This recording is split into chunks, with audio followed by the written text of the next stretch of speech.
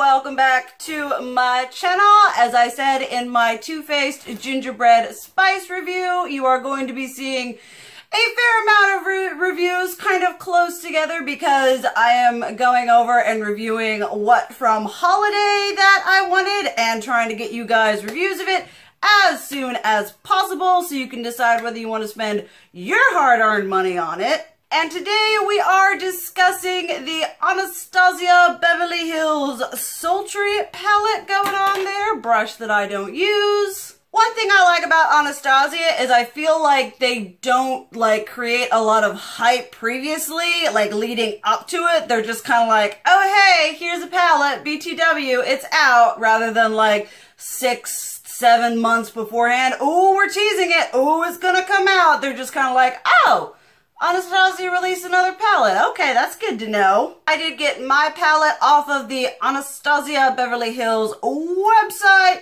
It is the same format as all of their palettes. You get 1, 2, 3, 4, 5, 6, 7, 14 shades. I believe this was $45, and I have absolutely no idea whether it is limited edition or not. I'm assuming limited edition just because it's like a holiday release and all that jazz. It is what I am wearing on my peepers today. We started off with this gray shade Slate, then went into Bloom, then just went straight all up into Noir down here, and then we did Cyborg on the inner area here. But enough talk, let's just get into swatching this thing and then discussing how I feel about the palette from a formula perspective, because I feel like, you go into a palette knowing what the colors are. You can't buy it and then be like, well, the color scheme is stupid. And it's like, if the color scheme is stupid, why did you buy it? And once again, and always, if it seems as if I'm sweating profusely, it is probably because I am, because Virginia weather and these lights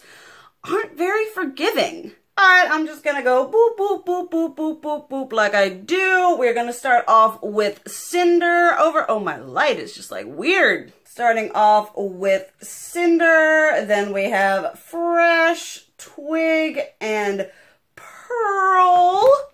Let's see, oh, my light is just being all kinds of crazy. But that is the first row of shades right there. Then continuing down the palette, we have Teak, Steampunk, Dystopian, and Rose Quartz. Going on right here.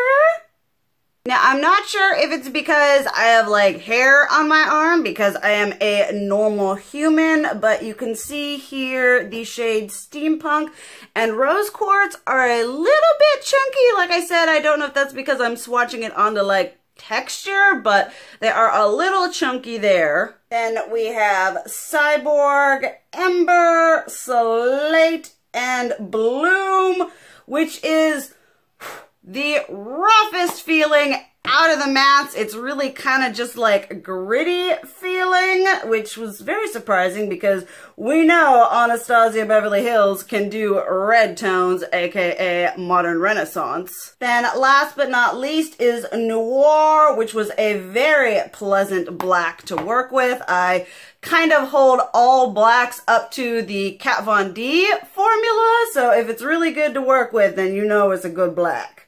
Going on there. Here are all of the shades, kind of giving you just an earthy, grungy, not grungy, metal-based bronze era vibe going on here with one little bit of red.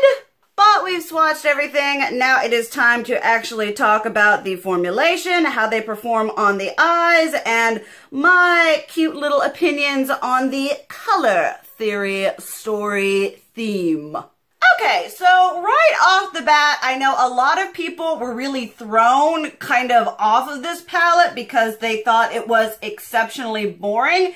And looking at it initially, it is very true that you're like, okay, all right, we got some browns and some golds and some champagnes and kind of a pinky red. That isn't necessarily anything that is totally groundbreaking in the makeup industry, especially if you take into consideration all of the repeats and kind of neutrally palettes that Anastasia has been coming up with lately. We had the Norvina, the Soft Glam. A lot of people were like anti-hauling both of those. And I was kind of in that same like, I don't really do neutrals. It's not hideously exciting. It's kind of like, that red is nice, but I have reds. But you guys also know that I am a Anastasia Beverly Hills palette collector, so it's kind of that whole addict in me that's like, oh well, we'll just get it because it goes with the rest of them,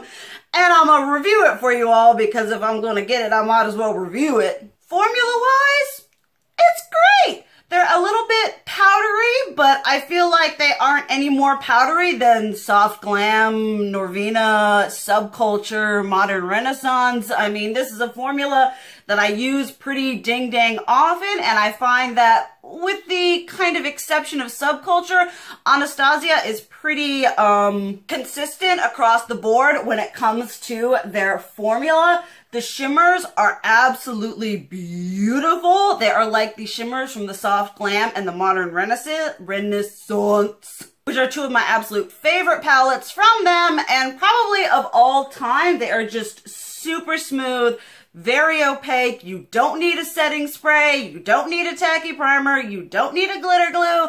You just put your brush in there and you slide them across your lids and they look stunning. And the same can be said for the mattes. The mattes are a very good and consistent formula, although this Bloom shade does feel very gritty to the touch. I was honestly very surprised when I swatched it with my finger because I was like, that don't feel like a matte like I'm used to from Anastasia. But it performed very well on my lids. They were pigmented, blended out really nice from a quality standpoint, and from a formula standpoint, this is what I expect from Anastasia, and I have nothing bad to say about it. Now, from a sort of like a color theory, color story, thematic side of things, you guys know I love a palette that tells a story. It is not revolutionary. If you have the Modern Renaissance, if you have the Soft Glam, you don't need this. If you have them both, you definitely don't need it. And honestly, what disappoints me the most out of this palette isn't really the color selected. This is like the most cool tone, sultry, smoky look I've done in like forever on my channel, just because I don't really do it very often. So I appreciate this palette kind of pushing me out of my comfort zone and having me do something I wouldn't normally do. What disappointed me was the fact that this could have been an amazingly thematic palette. It is called Sultry.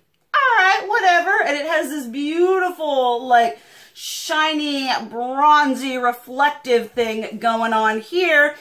And some of the names in here are kind of evocative of that bronzy, history, earthy, whatever. You have cyborg, dystopian, steampunk, cinder, slate, noir.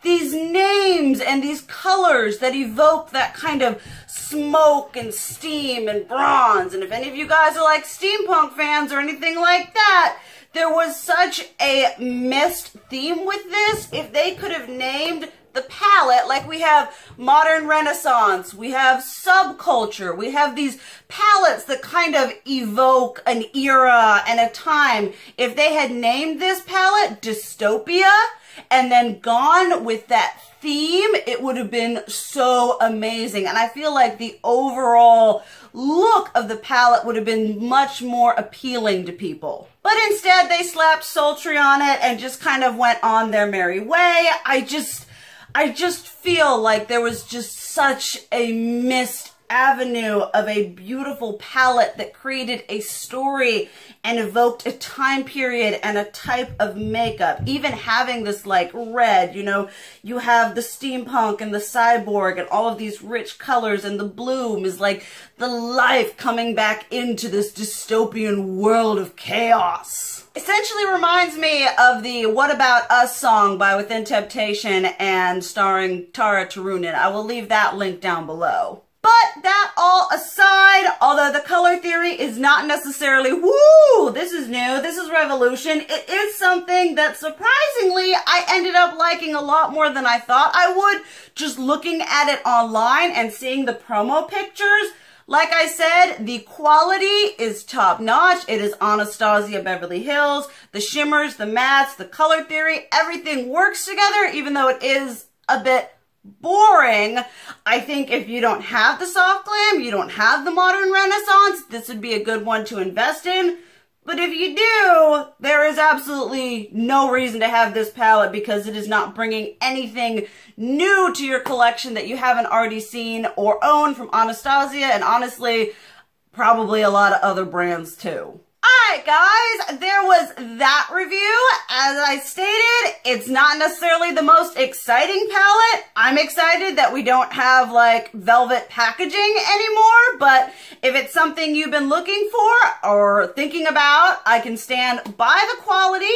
I have enjoyed using it a lot more than I thought I would, which I find is kind of just what happens with me in Anastasia palettes. I buy them because they're Anastasia palettes and I'm like, wow, this is really good, and I actually really enjoy the color scheme. But if you own basically almost any palette from Anastasia, this is one to pass on because let's be honest, you've already got that in my your collection. Definitely let me know what you guys think down below. Do you enjoy this palette? Do you not enjoy it? Anti-hauled it? Planning on getting it? I love hearing y'all's opinions. Thank you guys so much for watching. I love you. And as always, keep it real. Mwah!